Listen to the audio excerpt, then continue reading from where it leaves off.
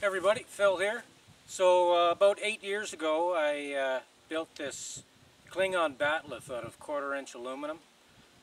Turned out pretty good. I put the doe skin leather on the handles and that, and looked great hanging over the mantle of the fireplace. And so, like any good brother, I gave that to my sister.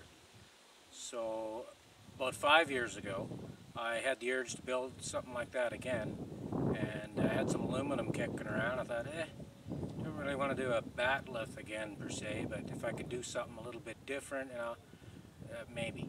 So I thought about it for a while, and I thought, well, maybe if I could take a Battleth type of deal and turn it into a ranged weapon as well, so you could, lob projectiles at the enemy on their way in, and then use it as a close combat weapon when they get there, type of thing. So here's what I came up with in the end. I call it the Battlebow. It's a big bugger. Be good if you were about 275 pounds, 6.5 feet tall, something like that. You could really work this thing, I imagine. So I came up with this real fancy bow mechanism called the Scorpion bow mechanism. Unfortunately, it wasn't fancy enough to work, so this is what I ended up with. So it does work pretty good. It's good for 100, 150 meters, something like that. And it's got the doe skin wraps on it, and the Batman gauntlet style whatever on it. I was looking for something to dress it up a bit.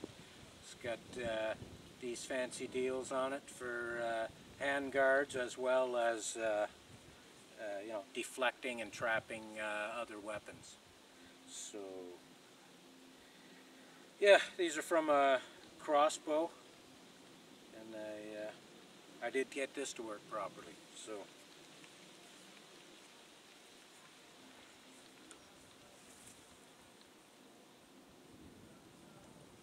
So yeah, it's called Battlebow, and it looks great hanging on the wall too.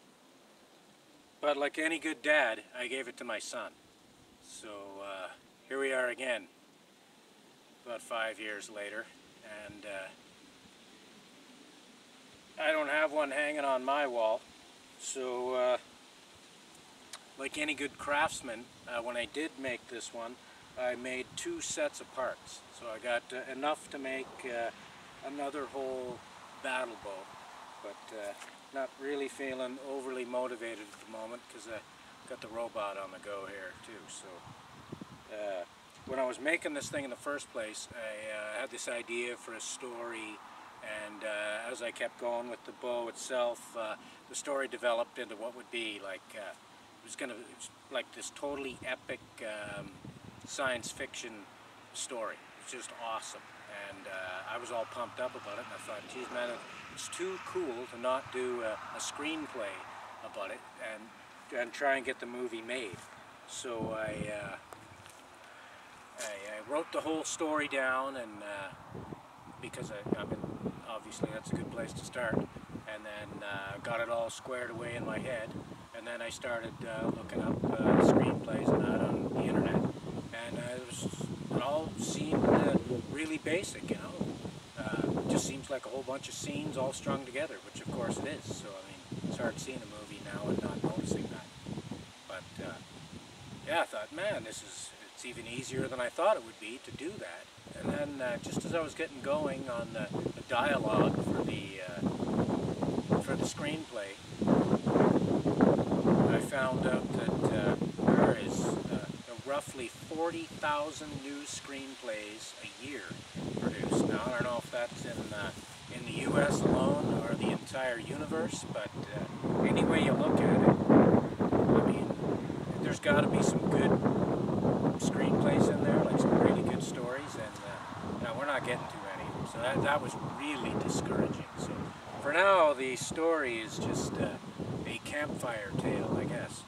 But yeah, it was called The Plan. It's going to be so kick-ass. But anyway, so yeah, the ones in the story would have been pretty much like this, only they would have been the full combat version, and they would have had stainless blades attached here and here, and in the middle here, and on the outside there.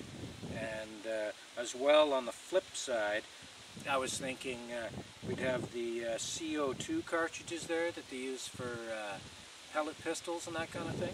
There'd be one on either side with a small box full of pneumatically propelled explosive darts.